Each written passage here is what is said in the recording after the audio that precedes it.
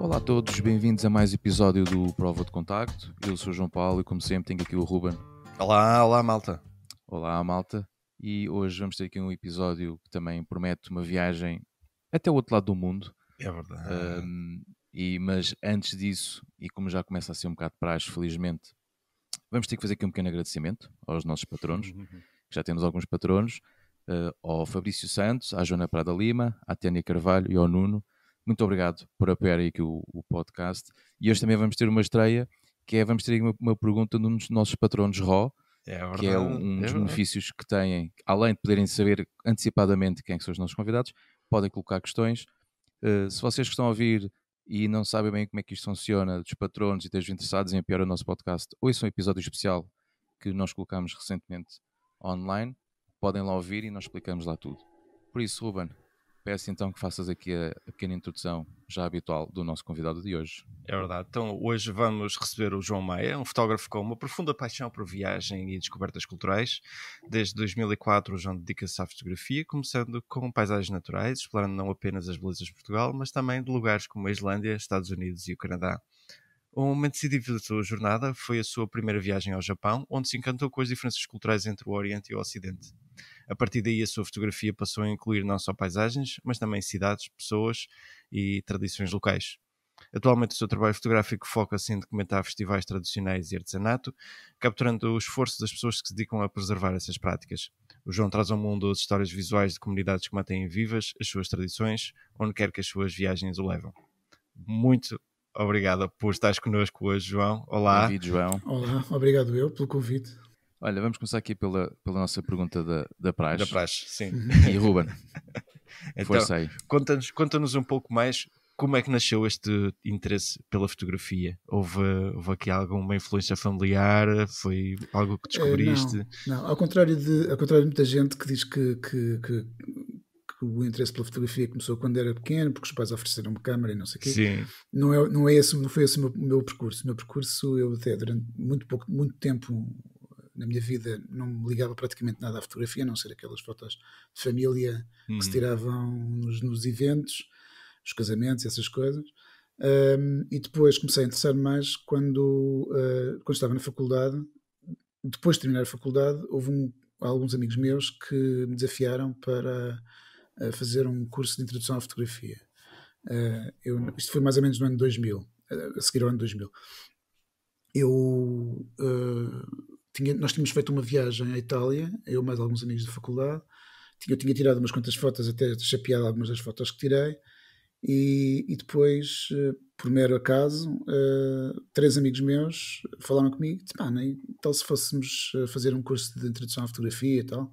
E eu, olha, porra, vamos nessa, vamos experimentar. E então acabei por ir fazer com eles esse curso. Uma coisa muito básica aquilo que aprendemos basicamente foi como é que funcionava a fotografia, a parte dos princípios técnicos. Depois tivemos um bocadinho também de revelação e ampliação, mas pouco. Trabalhámos um bocadinho em laboratório, ainda no período filme, mas muito pouco. E pronto, e comecei a ganhar-lhe o gosto. Depois, entretanto, um outro amigo meu da faculdade também, por coincidência, nessa altura estava a tirar um curso no Arco, também de fotografia.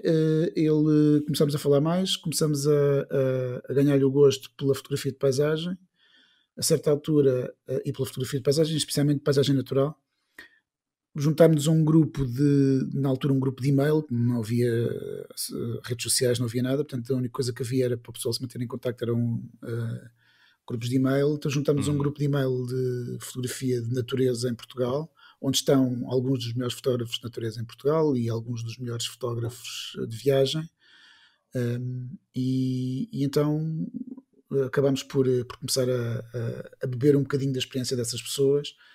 E a certa altura houve um amigo meu que fazia parte desse grupo que nos convidou, que lançou assim um desafio para o grupo, o Carlos Dias lançou assim um desafio para o grupo e disse assim, olha, no dia X vou fotografar para a Praia da Ursa, vou fotografar o Ocaso da Lua, quem é que quer vir? Aquilo era o dia X era um dia de semana, nós estávamos a trabalhar. A minha área de formação é engenharia informática, portanto não tem nada a ver com fotografia. Nós estávamos a trabalhar, era um dia em trabalho. Só que era para ir às 4 e tal da manhã, uma coisa parecida. E eu falei com esse meu amigo e disse, pá, que tal se a gente fosse lá experimentar isto? Bora lá e tal. Então fomos às 4 da manhã, numa quinta-feira ou sexta-feira, já não me lembro. Fomos para a Praia da Ursa. Para quem não sabe, a Praia da Ursa é uma praia aqui na zona de Lisboa, no Parque Nacional de Sintra Cascais.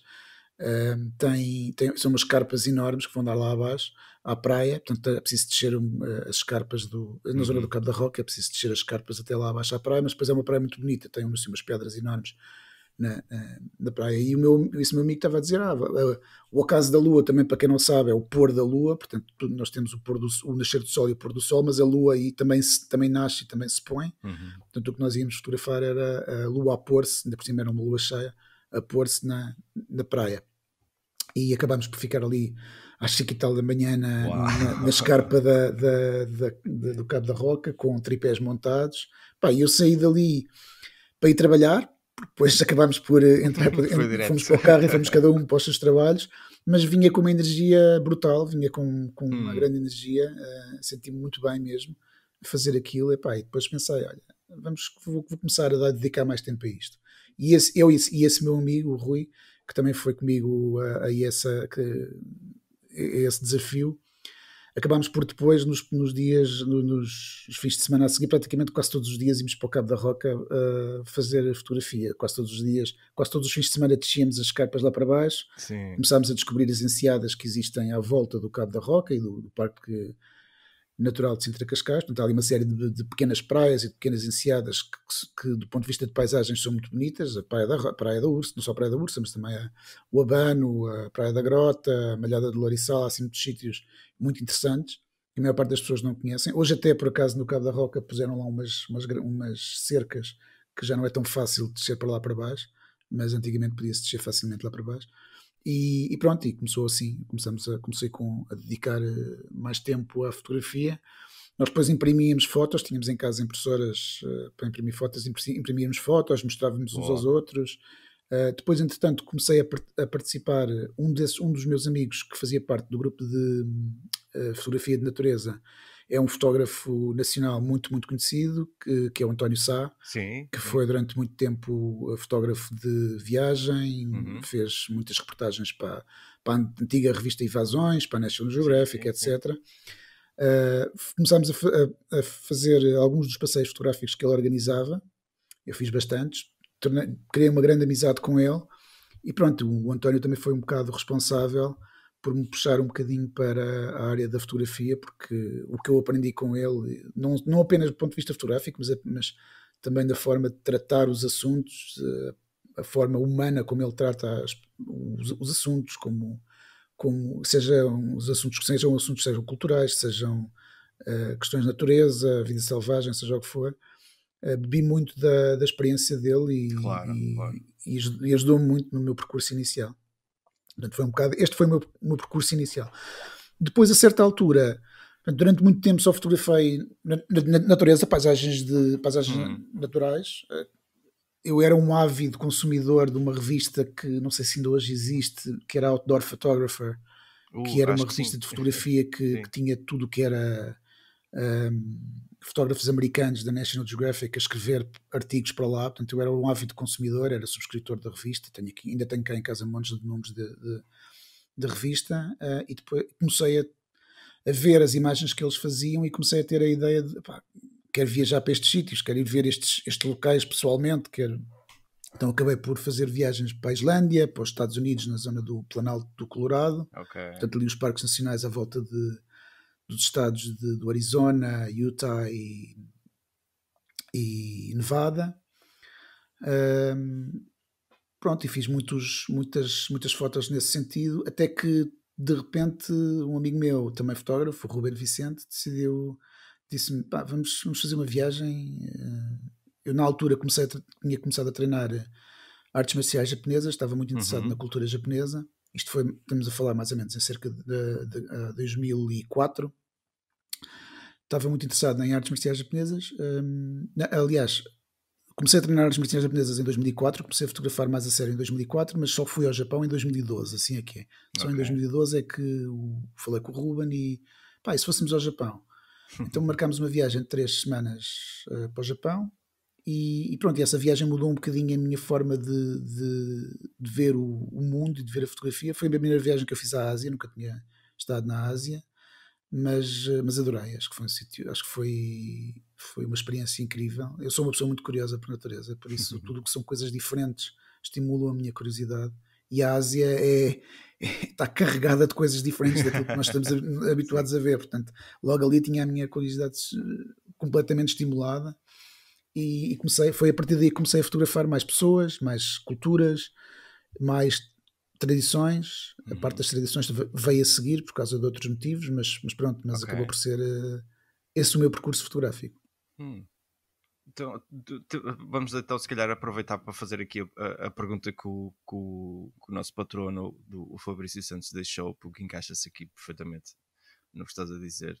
Ele pergunta: após uma observação do teu trabalho fotográfico exposto no site e no Instagram, é óbvio o interesse por tradições culturais e sociais e também por atividades manuais de cariz tradicional. De onde é que vem este interesse? É algo consciente ou talvez fruto de uma evolução orgânica ligada a uma vivência de infância e juventude? Não tem muito a ver com a vivência de infância, mas acabou por ser uma evolução orgânica, mas não tem muito a ver com infância e juventude, porque apesar do meu pai, por exemplo, ser de uma aldeia relativamente pequena no interior do país, uma aldeia de Ortiga, no Concelho de Mação, não é uma aldeia que tinha aquelas festas da aldeia, mas não tinha assim umas festas com peso tradicional muito, muito forte. Sim. E eu nem gostava muito, quando era pequeno, de ir para essas festas. Eu nasci em Lisboa, sou lisboeta, o meu pai é dessa aldeia, a minha mãe é de Setúbal, portanto eu nasci algures no meio, entre os dois sítios, mas nunca foi algo que durante a minha infância me preocupasse muito com as festas tradicionais da aldeia. Não sei o que, havia aqueles miúdos que gostavam de ir para a aldeia, para as festas, mas nunca foi o meu caso. Mas foi um processo orgânico, no sentido em que, a partir do momento em que eu me comecei a interessar por fotografar pessoas, comecei a interessar-me também por fotografar aquilo que estas pessoas fazem, nomeadamente. Eu sempre fui uma pessoa muito tímida e, portanto, tinha sempre muita dificuldade de falar com as pessoas, e há sempre aquele dilema clássico do fotógrafo: se falo com a pessoa antes de a fotografar ou se a fotografo depois, antes e só falo com ela depois. Há sempre esse dilema, e eu sempre tive muita dificuldade em navegar esse dilema, mas comecei a pensar como é que eu posso fotografar pessoas, e uma das respostas que encontrei foi: vou fotografar pessoas num contexto em que elas não se importam de ser fotografadas, inclusive estão à espera de ser fotografadas, que são o conceito das festas. Sim. Numa festa tradicional, as pessoas tipicamente despem-se completamente de máscaras, colocam outras máscaras muitas vezes por cima, despem-se das suas próprias máscaras e estão muito predispostas a serem fotografadas e estar...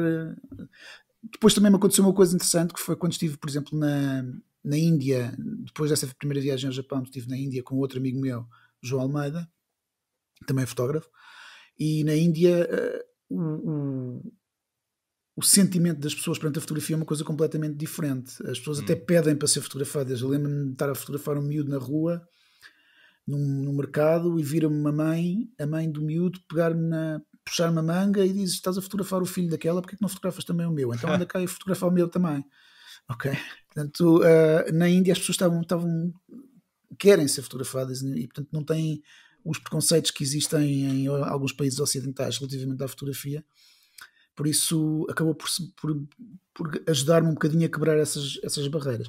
Mas sim, o interesse das festas tradicionais começou a vir por aí, começou a vir pela necessidade de fazer coisas, e também pela necessidade de fazer coisas diferentes, porque eu, a certa altura, eu costumo dizer o seguinte: eu sei que há muitos fotógrafos de paisagem que... Eu digo isto em jeito de brincadeira, não quero que as pessoas que gostam de fotografar paisagem se sintam minimamente melindradas com o que eu vou dizer, mas para mim há um limite do número de rochas ao pôr do sol que eu consigo fotografar. Sim. Portanto, chegou uma determinada altura no meu percurso fotográfico em que eu pensei: tenho que fazer algo diferente, tenho que começar a fazer algo diferente daquilo que estou habituado, até para me desafiar a mim próprio. Tenho que ir para fora da minha zona de conforto, e este processo de começar a fotografar pessoas também passou um bocadinho por aí, por sair da minha zona de conforto e começar a fazer outras coisas que não estava habituado a fazer. Foi um desafio interessante, mas pronto. Acabou, para responder à vossa pergunta, acabou por ser uma coisa mais ou menos orgânica, mas que não vem da minha infância. Vem mais do meu processo orgânico, do meu crescimento orgânico enquanto fotógrafo. Ok. Então, e conta-nos lá um bocadinho mais sobre essa tua primeira experiência lá no Japão e o que é que depois te levou a lá voltares? Olha, eu como disse, eu comecei o interesse pelo Japão. Se vocês me tivessem perguntado no início do meu percurso fotográfico, se alguém me tivesse perguntado o Japão é um dos teus lugares, é um dos lugares que queres visitar, eu diria imediatamente que não. Que heresia. Sim, mas porquê? Porque eu estava interessado na altura naqueles sítios fantásticos que uma pessoa via nas fotos nas revistas. Eu estava interessado nos parques nacionais americanos, na Islândia, nas montanhas no Canadá, etc. Esse tipo de coisas. E de repente, comecei a praticar artes marciais japonesas. Já agora, o que é que praticavas? Praticava e pratico ainda, agora pratico e ensino. Iaido e Jodo, são duas artes marciais antigas, século XVII, uma com espada, outra com bastão. Sim. Mas comecei a me interessar muito pela cultura, como são coisas antigas, eu comecei a ler literatura sobre as artes marciais e inevitavelmente faz começar a bater de frente com coisas tipo cultura japonesa, budismo, etc. Porque as coisas estão muito, muito interrelacionadas. E começou-me a interessar isso cada vez mais. Como eu disse há bocado, como sou uma pessoa curiosa, tudo que são coisas que eu não conheço estimulam-me. E, portanto, comecei a interessar-me cada vez mais por isso. E a minha primeira viagem ao Japão foi basicamente uma viagem que é parecida com a primeira viagem que qualquer pessoa faz ao Japão. Portanto, andei ali muito no eixo entre Tóquio e Kyoto. Não fui a Osaka, há muitas pessoas que vão a Osaka no início, não fui a Osaka no início, fui a Tóquio, fui a Kyoto, porque Tóquio tem aquela vertente de metrópole e Kyoto tem aquela vertente do Japão cultural, do Japão que ainda é muito preservado, das tradições muito preservadas e por aí fora. E depois andámos por outros sítios próximos de Tóquio e próximos de Osaka, fomos a Nikon, que é uma vila a norte de Tóquio, onde existem uns templos no meio da floresta que foram construídos por o primeiro shogun do Japão. Depois fomos a uma zona chamada Koyasan, que é um centro espiritual, um centro do budismo, de um secto de budismo japonês, que é o budismo Shingon.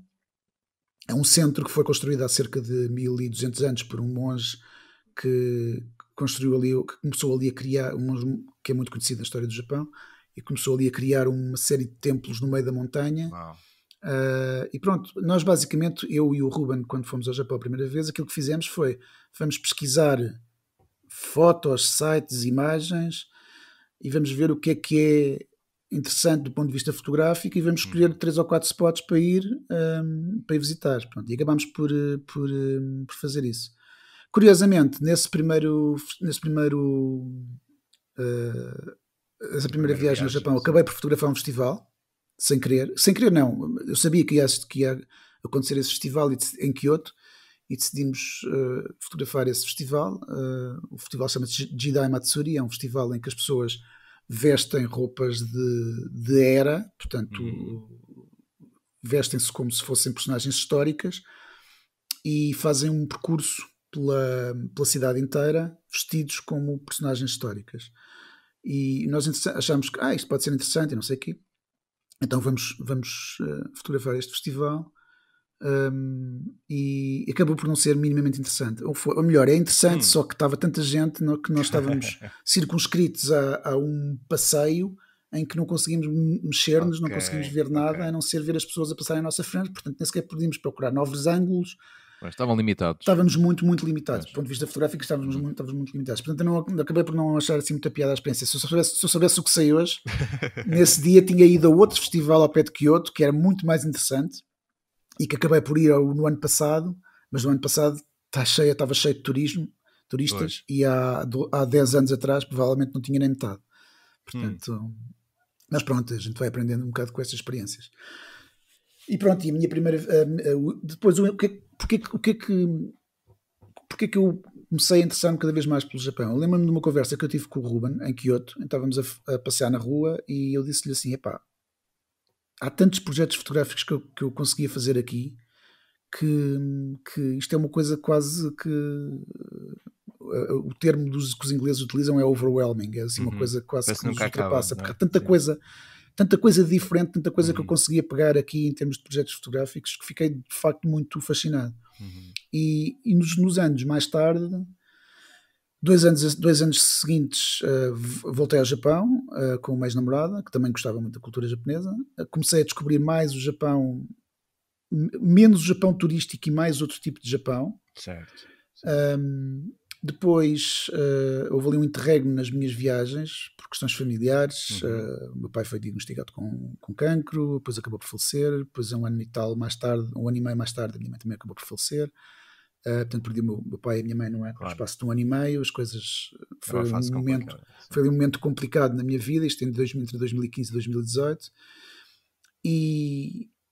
Mas durante esse período havia qualquer coisa sempre que me puxava para voltar ao Japão. E quando tive a oportunidade, em 2018, no final de 2018, fui ao Japão, mas fui ao Japão já numa perspectiva diferente, que foi, durante esse período, foi um período pronto, complicado, mas comecei a pensar naquela conversa que tinha tido com o Ruben no Japão há não sei quantos anos antes, e que tinha-lhe dito que havia aqui tantos projetos que eu conseguia fazer, e comecei a pensar, e que tal começar a fazer alguns desses projetos? Começar a pensar em fazer alguns desses projetos. E foi assim que surgiu a questão, por exemplo, do artesanato tradicional.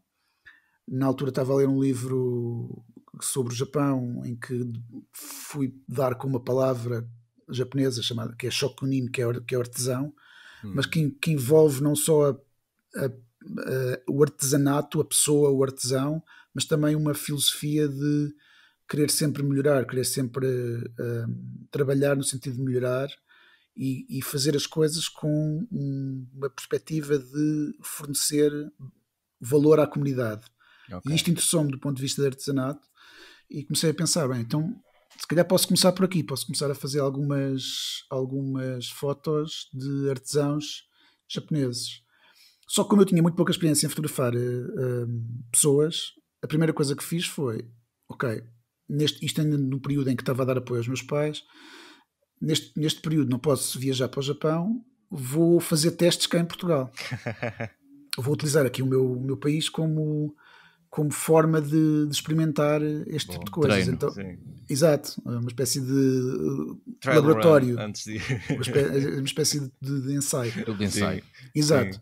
Então falei com o António Sá, com o meu amigo, de quem já falei, e ele entretanto tinha-se mudado para Trás-os-Montes, e perguntei-lhe, pá, António, não conheces aí artesãos que quer fazer isto? Não conheces aí artesãos que eu possa fotografar? E ele recolheu um conjunto de pessoas que fazem artesanato tradicional em Trás-os-Montes, e eu fui para lá durante uma semana, tive uma semana com ele, e tivemos a visitar vários artesãos, estive a fotografar vários artesãos, e pronto, e como gostei muito do trabalho, daquilo que fiz com os artesãos portugueses, decidi, é mesmo isto que eu vou... Quando tiver a oportunidade de ir para o Japão, é mesmo isto que eu vou fazer. Depois acabei por fotografar outros artesãos portugueses, porque comecei a gostar tanto de estar com as pessoas, de falar com as pessoas da forma aberta como as pessoas me receberam. Também Trás-os-Montes é muito propício para isso. Trás-os-Montes as pessoas têm uma atitude muito de venham, abrem-nos as portas de casa se for preciso, por isso, e comecei a gostar cada vez mais de Trás-os-Montes.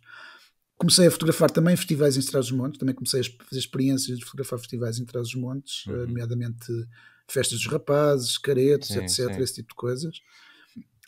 E pronto, e comecei a apaixonar-me cada vez mais por esta perspectiva das tradições e do artesanato tradicional, das festas tradicionais, e quando tive a oportunidade de ir ao Japão fazer isso, fui sozinho, 3 semanas, falei com uma pessoa de lá que serviu um bocadinho de minha fixer.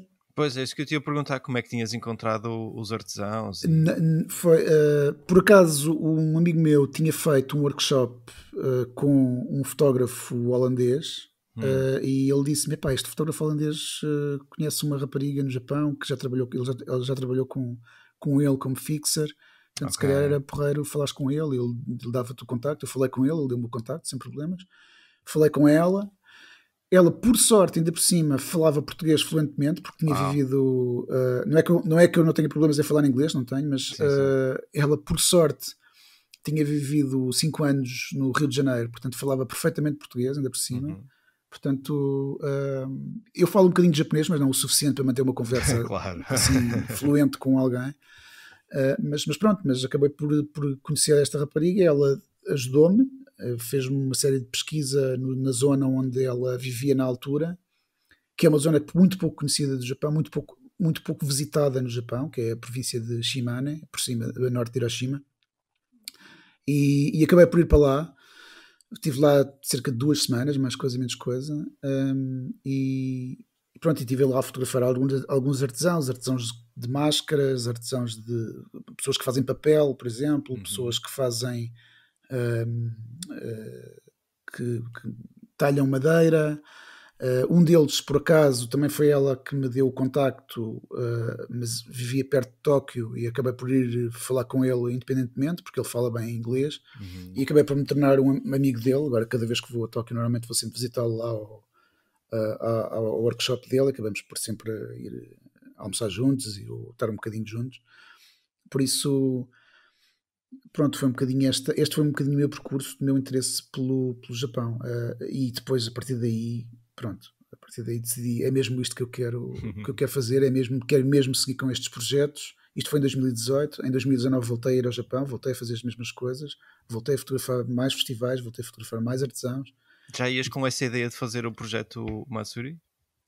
Já ia com essa ideia, até porque na altura a empresa onde eu estava, pronto, estava assim um bocado saturado de algumas coisas e queria de facto fazer projeto de festivais no Japão, só que entretanto meteu-se o Covid.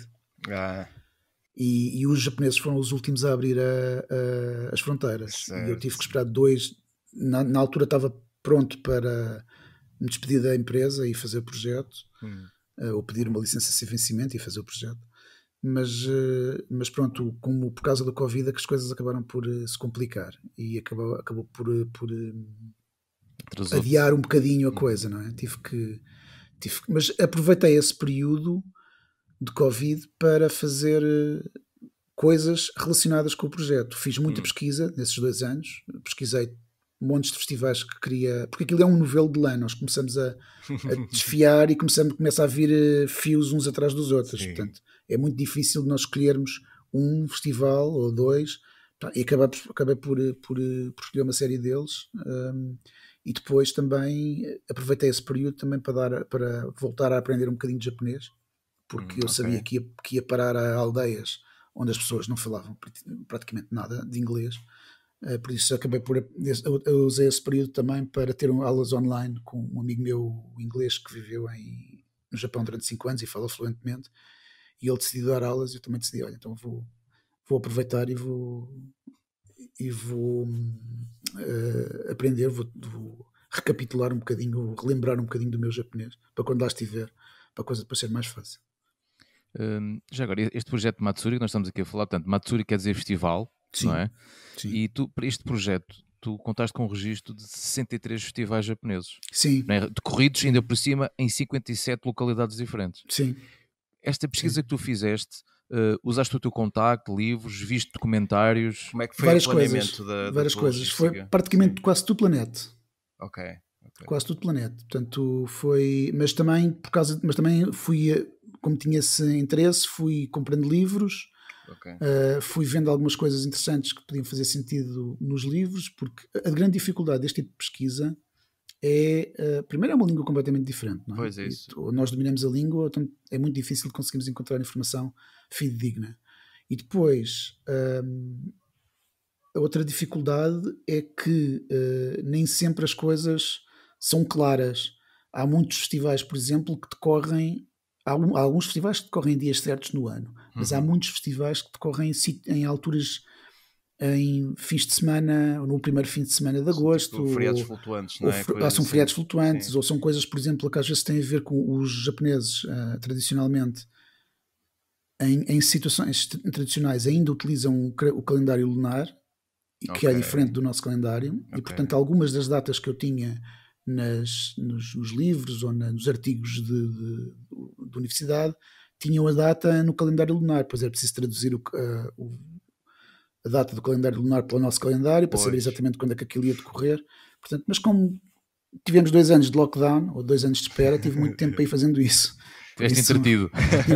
Tive entretido. E ainda tem a particularidade eu acho que isto é isso acontece uma vez por ano, muitos deles, não é? Sim, alguns deles. Há alguns festivais, por exemplo, que acontecem de X em X anos. Só há um festival que eu tenho pena de não ter fotografado, não coincidiu com o ano que eu lá estive, que só acontece de 7 em 7 anos. Uau. Por exemplo. Mas há situações dessas, há festivais, ou alguns que acontecem de 2 em 2 anos, ou alguma coisa do género. Mas isto, já agora aproveito para dizer isto, porque acho que isto é importante referir, que é, para um festival, para um projeto fotográfico deste género, ou para qualquer projeto fotográfico, eu acho que a pesquisa é muito, muito importante. Quando nós conseguimos fazer pesquisa corretamente, é muito mais fácil depois estar nos sítios certos, às horas certas, para fazer as imagens que precisas de fazer, não é? Porque isto não é... As pessoas podem pensar, um gajo vai para o Japão e vai para lá e de repente vai para um sítio e encontra um festival. Não é bem assim, não foi bem assim. O meu percurso no Japão foi... Eu fotografava um festival que decorria durante 2 dias. No dia seguinte apanhava o comboio para outro sítio, onde precisava de testar às tantas horas. No outro sítio, depois ficava lá mais 2 dias a fotografar o festival. Depois no outro dia... Foi um processo muito cansativo. Sim, logisticamente também. Logisticamente foi preciso planear muito, muito bem a coisa para isto funcionar de facto. E posso dizer que de todos os festivais que eu tinha planeado fotografar, devo ter falhado 3 para aí. Tendo em conta que fotografaste 63, sim, a porcentagem acho que é bastante reduzida. Acho que é bastante boa, sim. Por isso acho que a porcentagem de sucesso é bastante boa. Por isso, acho que considero um sucesso. E esse registro que tu fizeste tantos festivais, conseguiste condensar tudo numa única viagem? Não. Ou tiveste que ir várias vezes? Fui 4 vezes. Fui 4 vezes por questões logísticas. Pronto, era aí que eu queria chegar, essa parte Não, fui 4 vezes por questões logísticas e por questões pessoais também. Okay. Porque não queria ficar muito tempo ausente da minha namorada.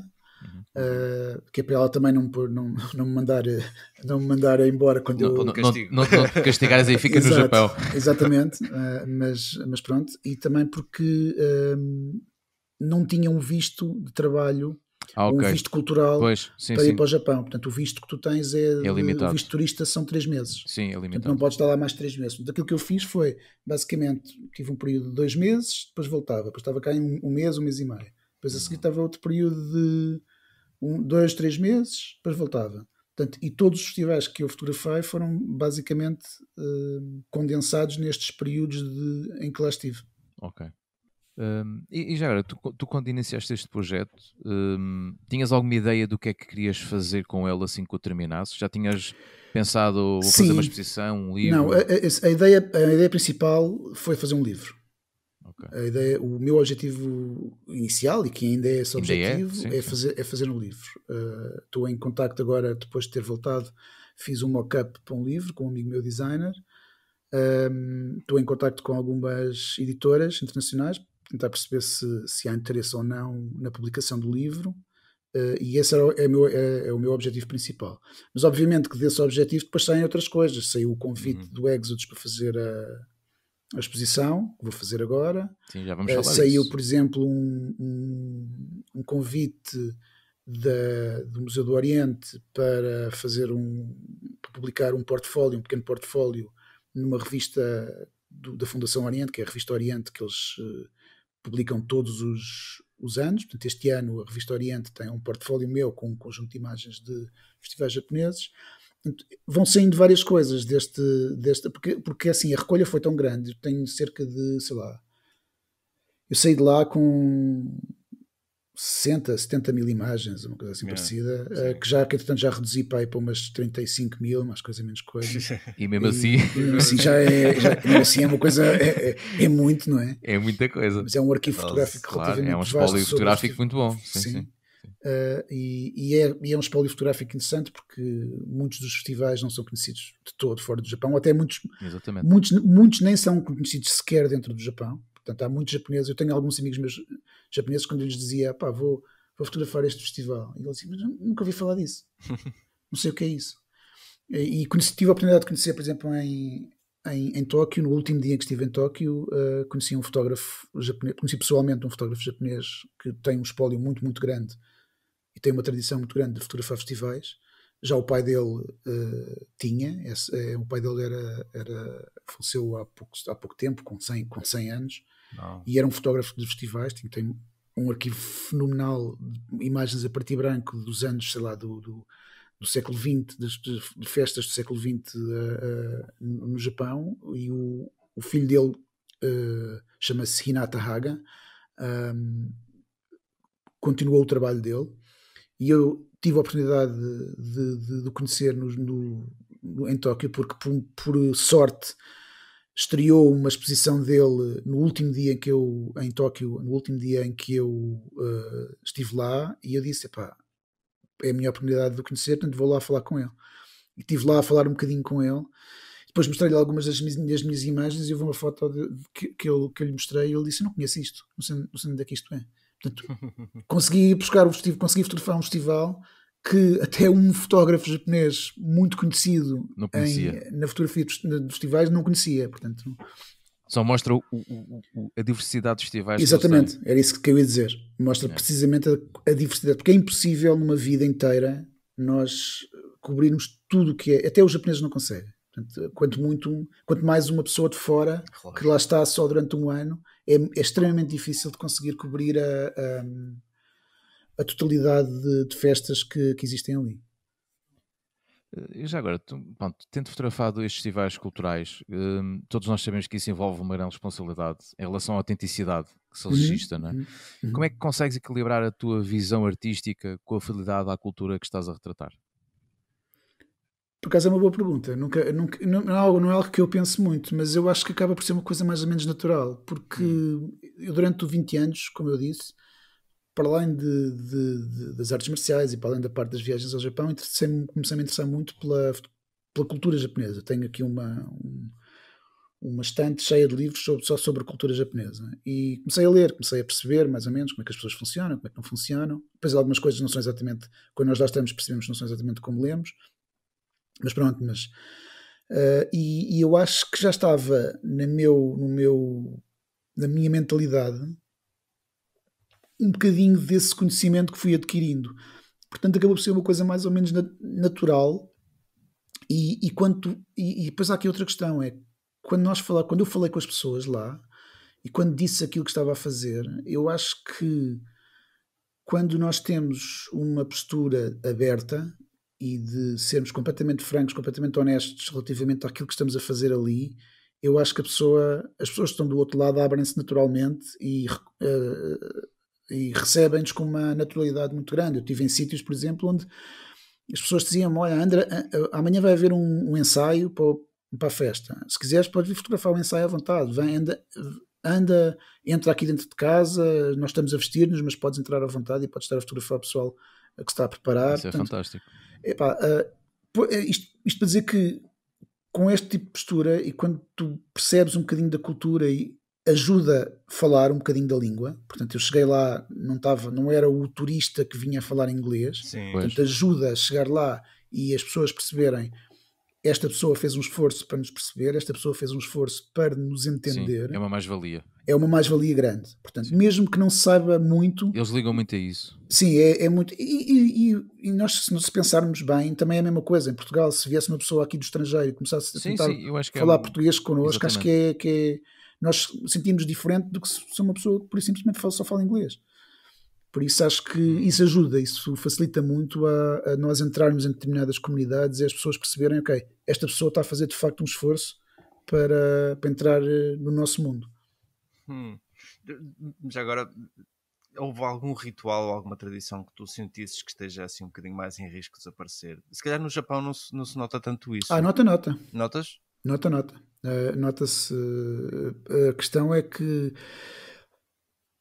Há certas tradições, há certas festas que são as festas das cidades grandes, digamos assim, é muito pouco provável que desapareçam, porque são muito divulgadas, todas as pessoas conhecem, etc. Sim. Mas há festas, por exemplo, em aldeias muito, muito pequeninas, que nota-se perfeitamente que se as pessoas não cuidam daquilo e não fazem um esforço para continuar a fazer, aquilo mais cedo ou mais tarde vai desaparecer, não tenho dúvidas nenhumas. Aliás, posso-vos dar, este festival eu não vi, não estive lá, mas este ano, em 2024, mas isto foi uma notícia que apareceu no jornal de japonês, salvo erro no Japan Times, que tem uma versão inglesa, portanto consegues ver perfeitamente. Este ano foi o último ano que havia um festival que tinha cerca de 1200 anos, e este ano foi o último ano em que se fez esse festival. Porque as pessoas pura e simplesmente sentem que não conseguem, já não têm gente suficiente, já é um trabalho muito, muito árduo para estar a organizar as coisas, e pura e simplesmente decidiram terminar. E agora imaginam o que é terminar um festival que tem 1200 anos. Não estamos a falar de 30 ou 40 anos, estamos a falar de 1200 anos, é uma coisa absurda mesmo. Sim. E acho que isso terá um bocado a ver também com uma pauta cultural, por exemplo, se calhar a malta mais nova já não se mostrar tanto interesse, e não haver ali uma espécie de herança cultural que a malta mais nova... Não sinto tanto isso, porque eu vejo muitas pessoas novas nas festas, eu vejo muitas pessoas novas nos festivais, muitos miúdos, muitos adolescentes, muitos... Agora, o que eu acho que acontece, e o Japão está a passar muito por isso, atenção, reparem, eu estou a dizer isto tem a ver com a minha experiência, eu não sou propriamente um sociólogo, nem estou a estudar minimamente. Estás a falar da tua perspectiva. Estou a falar da minha perspectiva, obviamente.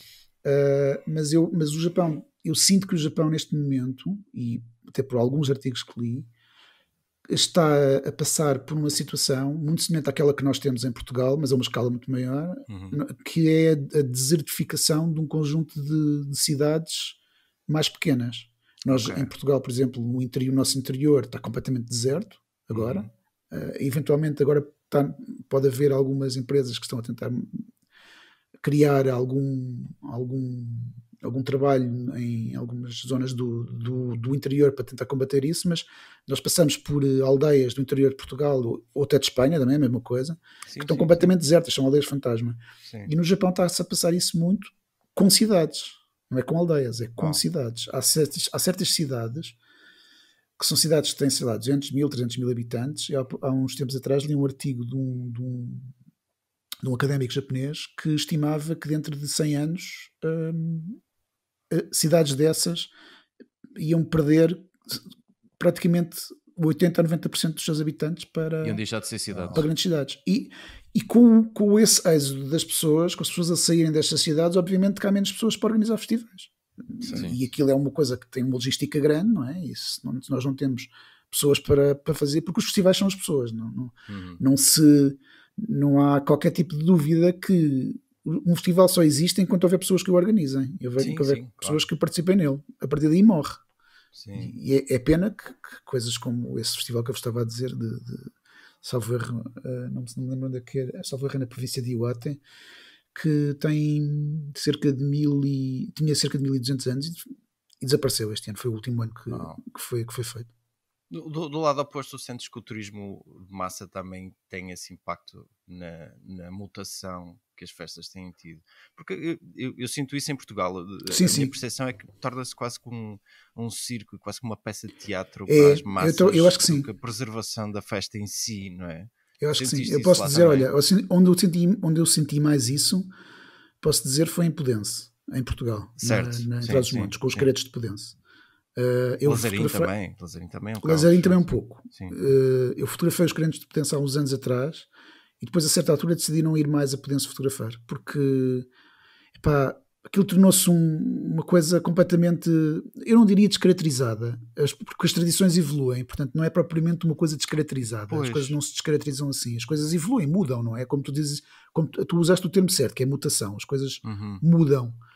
E mudam de acordo com aquilo que vai acontecendo, e neste caso os caretos de Pudense tornaram-se património da humanidade, portanto é natural que haja mais pessoas a quererem ir, é natural que haja é uma aldeia relativamente pequena, é difícil de conseguir acolher tanta gente, e nós a certa altura estamos no meio do ponto de vista fotográfico, não quer dizer que a festa seja má, não estou a dizer isto, mas do ponto de vista fotográfico, por exemplo, para mim, eu estou a fotografar uma festa em que há mais visitantes do que propriamente caretos, não é? Sim, portanto, mas o ponto onde eu queria tu deixas lá estar para fotografar ou para participar da festa, e a festa em si acaba por tornar-se uma peça de teatro no fundo, porque é para a experiência de quem visita e não para quem lá está na aldeia. É um bocado isso, é verdade. Não é? Eu acho que isso acontece também. Isso também acontece bastante. Eu tive a oportunidade, por exemplo, ainda há uns tempos atrás, também fotografei outra festa em Trás-os-Montes, noutra aldeia, da qual conheço o organizador, e o organizador disse-me uma coisa que eu retive, que foi: nós fazemos esta festa para nós. Esta festa é feita para, e essa festa não está tão divulgada como os Caretos de Pudense. Mas ele disse-me: esta festa é feita para nós. Se as pessoas quiserem vir de fora, nós recebemos-las, acolhemos-las, estamos de braços abertos, e eu sempre que lá fui extremamente bem acolhido, e de facto é verdade aquilo que ele diz. Mas a festa é feita para as pessoas da aldeia. Tanto que eles, por exemplo, fazem questão de ir aos centros de terceira idade, mascarados, para estarem com as pessoas com as pessoas de idade. Exato. Portanto, há de facto uma envolvência com a envolvência, comunidade, e há uma preocupação em envolver as pessoas todas da aldeia, e não fazer uma coisa só para quem vem de fora ver. E eu acho que eu valorizo muito isso. Por exemplo, isso aconteceu, vi isso muito no Japão. No Japão, claramente, as pessoas, a grande parte das festas, particularmente as mais pequenas, grande parte das festas, as pessoas fazem-nas independentemente se vier um visitante estrangeiro, ou se vierem 30 ou 40 ou 50 ou 100 ou 200. Eu tive uma festa, por exemplo, essa que o outro fotógrafo japonês não conhecia, em que havia 3 pessoas a fotografar. Uma era eu e outra era mais duas pessoas. E aquilo não tinha mais que 15 ou 20 pessoas, a festa. Mas foi uma festa muito bonita. Tenho 3 ou 4 fotos dessa festa que adoro, e que é pena que as pessoas de facto não conheçam, mas se calhar, se conhecessem, a coisa não tinha essa magia, não é? Lembras-te assim de algum momento, alguma história marcante que tenha-te ocorrido em algum festival, até mesmo cá em Portugal, algo que tenha até mesmo marcado emocionalmente? Epá, foram tantas que é difícil de escolher uma. Isso é emocional. Sim, é verdade.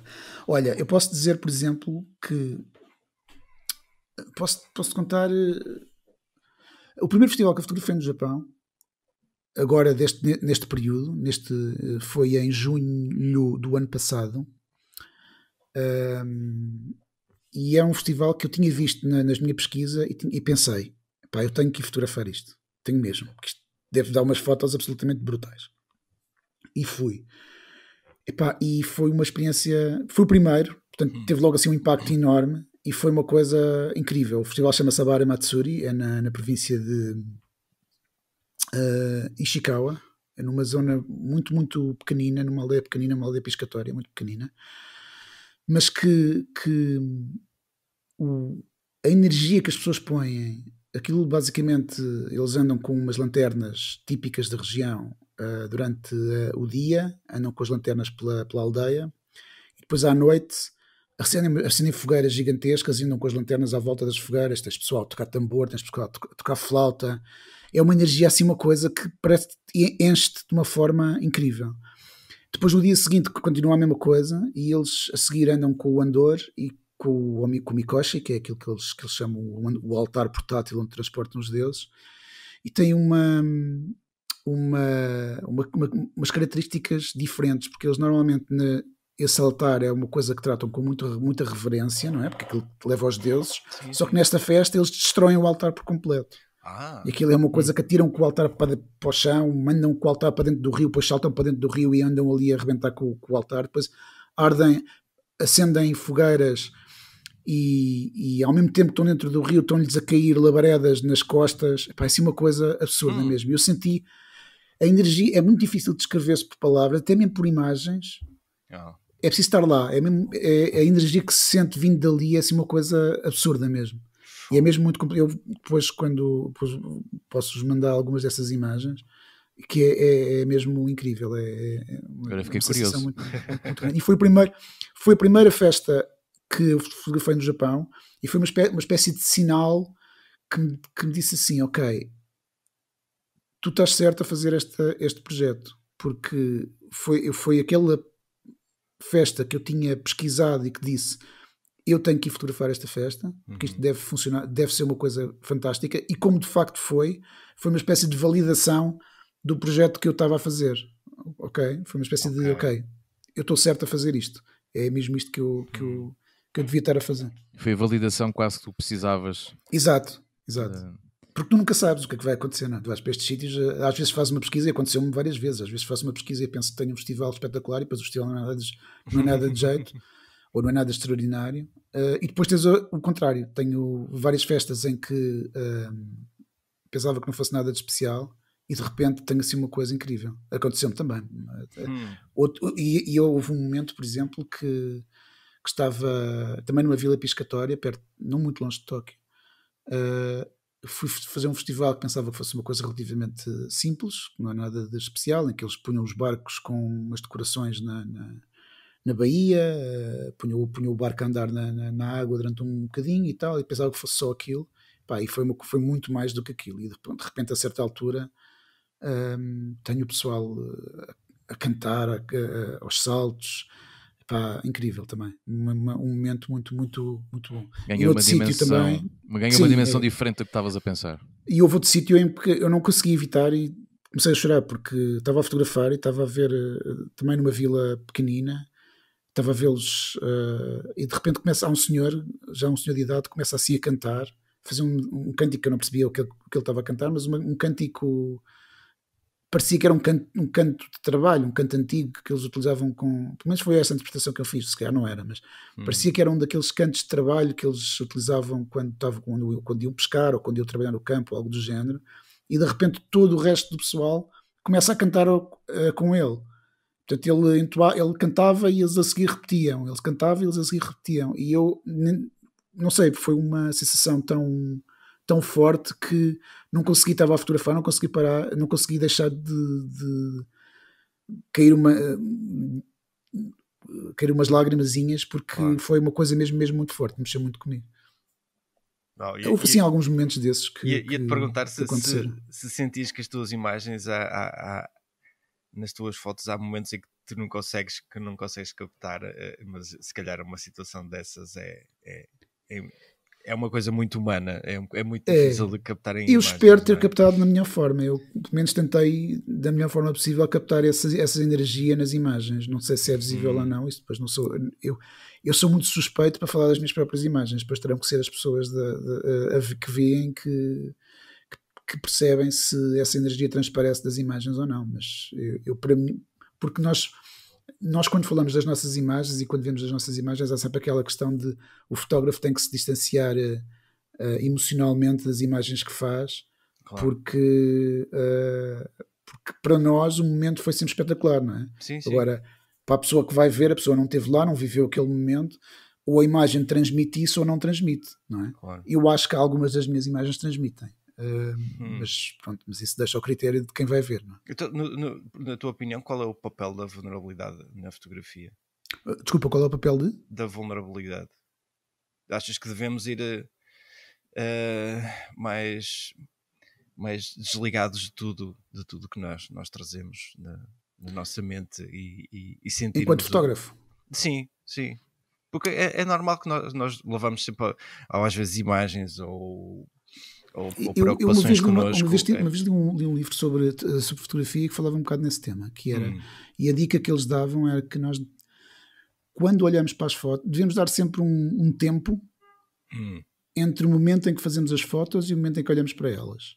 Hoje em dia é difícil de fazer isso por causa das redes sociais, porque há sempre aquela necessidade, e eu senti isso quando estava no Japão, porque havia pessoas que estavam a seguir a conta do Project Matsuri no Instagram e queriam ver as fotos que eu estava a colocar, portanto havia sempre aquela necessidade de tu acabas de fotografar, tens que descarregar as imagens para o computador, tens que ir olhar para as imagens, escolher umas quantas e metê-las numa rede social qualquer. Antigamente não era tanto assim. Quando tinhas filmes, quando fotografavas em filme, o que é que acontecia? Só não sei quanto tempo depois é que tinhas as imagens, não havia hipótese. Portanto, tu tinhas a ideia que fazias uma imagem espetacular e se calhar a imagem não seria nada de especial, ou vice-versa, tinhas a ideia que havia uma imagem que não era nada de extraordinário e de repente tinhas assim uma coisa que te surpreendia, não é? E eu acho que o processo de distanciamento, e aquilo que eu li e que eu concordo, é que quando nós nos distanciamos do momento em que fotografamos até ao momento em que vamos olhar de facto para as imagens, isso já faz parte do processo de edição, não é? Mas tem que haver ali um momento em que há uma distância temporal entre o momento em que fotografamos e o momento em que olhamos para as imagens do ponto de vista de edição. Porque conseguimos olhar para elas com uma forma muito mais clara e é muito mais óbvio para nós o que é que realmente consiste uma boa imagem e o que é que não é uma boa imagem, mas que pela emoção do momento nos pode parecer que é uma boa imagem.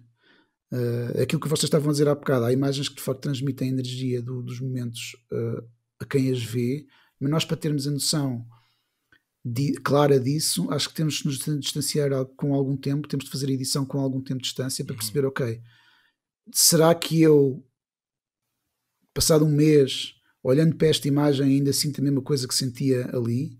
Se calhar com algumas imagens sinto, se calhar com outras não sinto, e aquelas com que sinto, se calhar são aquelas que acabam que eu acabo por escolher e que acabo por fazer mais sentido depois mostrar.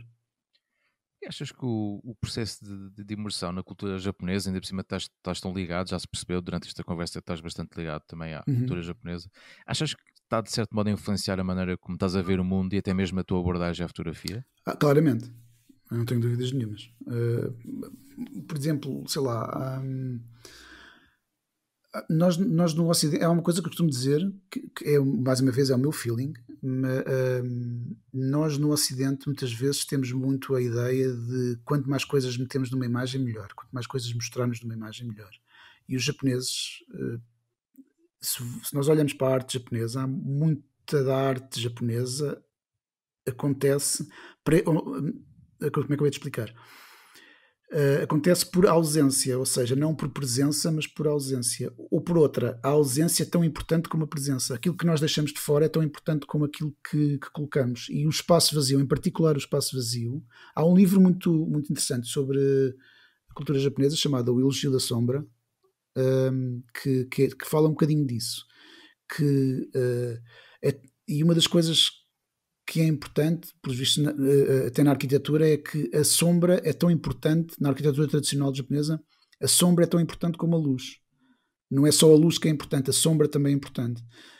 E eu acho que transpondo isso um bocadinho para a fotografia, a sombra na fotografia é tão importante como a luz, o espaço vazio é tão importante como aquilo que utilizamos para preencher o espaço. Portanto, e eu comecei, ao olhar um bocado para a cultura japonesa e ao olhar para a arte no Japão, na música é a mesma coisa, na música às vezes as pausas são tão importantes como os momentos em que existe som. Portanto, eu comecei a perceber-me desse tipo de coisas, comecei a ver, comecei a tentar incluir de alguma forma na minha fotografia algumas dessas coisas. Algumas às vezes consigo, outras vezes não consigo, não sei, mas acho que comecei pelo menos a ficar mais atento a esse tipo de situações. Depois de ter feito já todos estes registros pelo Japão, há outro país ou cultura que te inspire de uma maneira semelhante? Assim, é difícil de dizer. Como é que eu ia explicar? Quase todos os países me inspiram, porque eu acho que o que existe no Japão existe em praticamente todos os países. Nós às vezes é que não olhamos muito e que não procuramos muito, porque aquilo que eu fiz no Japão foi procurar, foi pesquisar. E de certeza que se eu fizesse esta pesquisa em Portugal, em Espanha, em Itália, sei lá, nos Estados Unidos, nem na Índia, de certeza que ia encontrar outro tipo de coisas muito semelhantes àquilo que encontro no Japão. Há um país que me puxa, para além de... Eu gosto muito de Portugal, adoro fotografar em Portugal, tenho fotografado muito em festas em Portugal, também, como eu já falei, fotografei muitos artesãos em Portugal também. Mas, por exemplo, Espanha também me puxa bastante para para fazer este tipo de trabalho em Espanha. Porque acho que a Espanha tem uma tradição cultural espetacular, incrível. Acho que é um país que as pessoas, nós vivemos aqui perto de Espanha e eu próprio não tinha noção disto até há relativamente pouco tempo. Tive a possibilidade de contactar com alguns fotógrafos espanhóis nos festivais, porque muitas vezes nos festivais de Trás-os-Montes, como são zonas perto da fronteira, estão lá muitos fotógrafos espanhóis. Fiz amizades com alguns fotógrafos espanhóis e comecei a perceber que Espanha tem uma cultura de tradições absolutamente incrível. Há uma fotógrafa da Magnum espanhola, que é a Cristina Garcia Rodero, que tem um livro chamado Espanha Oculta, que é assim uma delícia, é só sobre festivais espanhóis. O livro teve muito tempo fora de publicação e foi publicado outra vez há relativamente pouco tempo. E a Cristina, eu tive a oportunidade de falar com ela e de estar com ela algumas vezes nos festivais, que ela também fotografa em Portugal, portanto é relativamente fácil de nos cruzarmos com ela. Sim. E com o trabalho deles, com o trabalho dos fotógrafos espanhóis, eu comecei a perceber que de facto Espanha tem um potencial enorme para este tipo de coisas. E aliás, um dos festivais onde publiquei uma imagem na National Geographic, na rubrica Visões, na National Geographic em Portugal, foi precisamente um festival em Espanha, é o El Vítor, na zona de Valladolid. Portanto, já comecei a ir por festivais espanhóis. Nos carnavais já comecei a fotografar também alguns festivais espanhóis na zona na Galiza, e acho que são festas absolutamente incríveis e também tem um potencial brutal para fazer imagens. Mas eu acho que é assim, é como eu disse há bocado, qualquer país tem este potencial. É preciso as pessoas interessarem-se pela cultura e pesquisarem, basicamente. E ir atrás. Pronto, e este projeto, o Matsuri, que já tem um nome diferente, uma exposição que vai estar muito brevemente no Espaço Exodus em Aveiro. Vamos aqui começar já a falar aqui da exposição. O que é que os visitantes vão poder encontrar quando forem ver essa tua exposição? A exposição chama-se Carrego os Deuses aos Meus Ombros e é um subconjunto de imagens, é um subtema dentro das festas dos festivais, dentro das festas japonesas, porque a gama de festas japonesas é muito, muito grande. Nós temos festivais de fogo, festivais com água, festivais que eles chamam festivais de nudez, em que as pessoas estão praticamente completamente despidas no meio da neve. Há muita coisa, há uma variedade muito grande de festivais. E eu, para responder ao convite que me foi feito, senti que se tivesse que mostrar toda esta variedade, a coisa seria um bocadinho desgarrada. Então tentei focar-me num subtema dentro dos festivais, que são os omikoshi. Omikoshi são os andores, são os altares portáteis que em muitos dos festivais eles trazem para andarem à volta das cidades, para benzerem um bocadinho as pessoas, para darem boa sorte, etc. E Carrega os Deuses aos Meus Ombros é precisamente um bocado sobre os omikoshis, as pessoas que transportam esses andores. Porque dependendo do festival, há festivais em que até pessoas de fora podem inscrever-se para transportar, mas há outros em que têm que ser mesmo pessoas da comunidade local. Mas acho que há uma ligação muito forte entre as pessoas que participam nesses festivais a transportarem os andores. As pessoas têm um espírito de comunhão muito grande. Às vezes são amigos de longa data que não se veem há muitos anos e que de repente se voltam a ver porque estão ali os dois juntos naqueles 2 ou 3 dias, e acho que há uma ligação humana muito forte, e as pessoas muitas vezes sofrem bastante, porque aquilo são andores que às vezes alguns chegam a pesar até 1 tonelada ou mais, e portanto são momentos muito, muito fortes, e é isso que as pessoas podem esperar um bocadinho de quando forem quando forem ver a exposição e se forem na inauguração, quando forem assistir à palestra, que eu vou falar um bocadinho também dessa experiência, e vou utilizar 4 festivais na palestra, vou utilizar 4 festivais específicos para ilustrar essa experiência. Ok. Tens algum projeto novo em mente, ou algo que já estejas a trabalhar e que possas falar? Tenho. Eu quando vim do Japão, eu costumo dizer aos meus amigos, eu fui para o Japão com a ideia de fazer um livro e vim de lá com a ideia de fazer 3 ou 4. Ainda não fiz um. Tens material para isso. Ainda não fiz um, e a questão é que ainda não fiz um e já estou com vontade de fazer mais. há um tema que comecei-me a perceber agora quando lá estive. Entretanto conheci também uma pessoa que vive em Tóquio há 20 anos, um fotógrafo inglês chamado Lee Chapman, que tem um site que é o Tokyo Times, para quem gosta de cultura japonesa e de fotografia. Acho que vale a pena ver. E ele trabalha muito, e eu tive a oportunidade de ir com ele a algum destes bairros. Trabalha muito bairros que estão, não diria degradados, porque nós não temos, no Japão não existe tanta noção de bairros degradados, mas que estão gradualmente a ser abandonados, e lojas antigas que estão a ser destruídas para serem construídas edifícios novos. Há muitas zonas em alguns sítios do Japão onde isso está a acontecer. E a mim interessa-me particularmente uma coisa que são os Shotengai. Shotengai são ruas de comércio. Aliás, se vocês traduzirem Shotengai, dá mesmo rua de comércio. E são ruas, muitas delas antigas, até algumas cobertas, portanto, galerias comerciais, mas que muitas delas estão a desaparecer também. E daqui por uns anos não vão existir. Porque vão existir, mas não vão existir da forma como são agora. Porque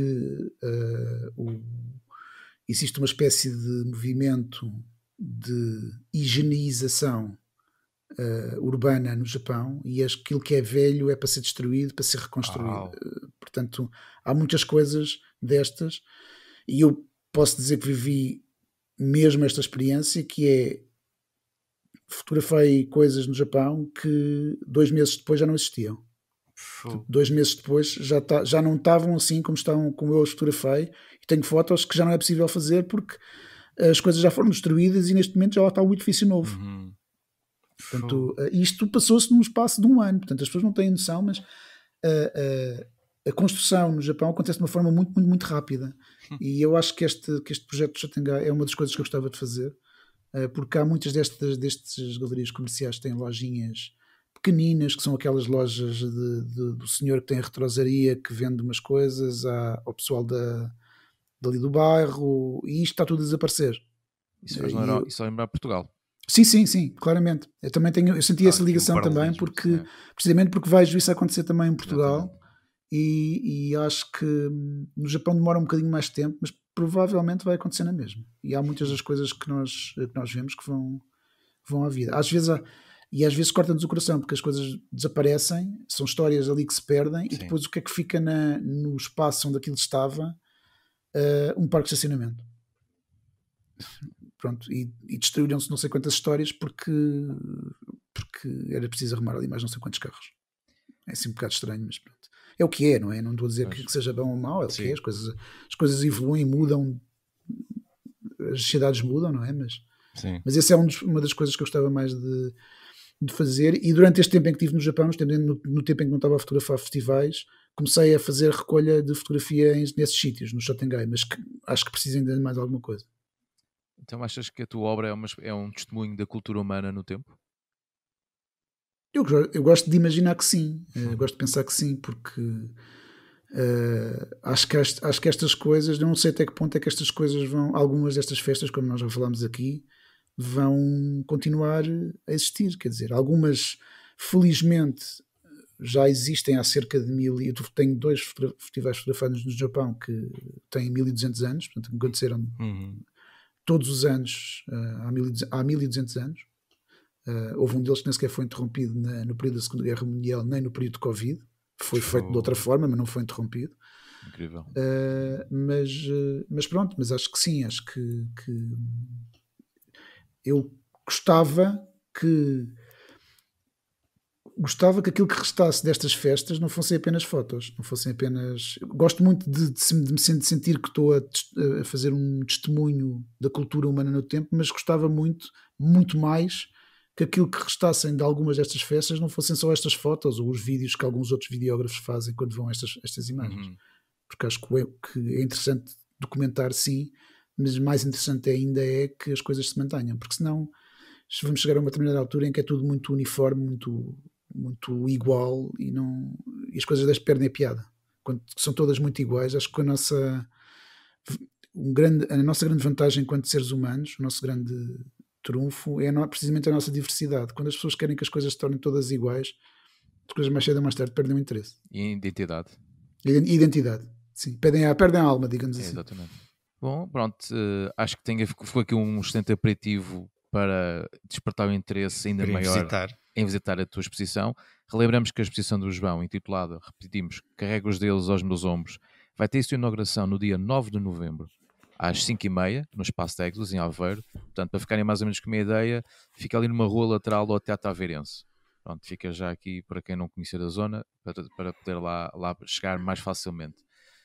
E se quiserem seguir o trabalho do João no Instagram, podem procurar por JH Maia, ou então no site dele, jmaia-photography.net.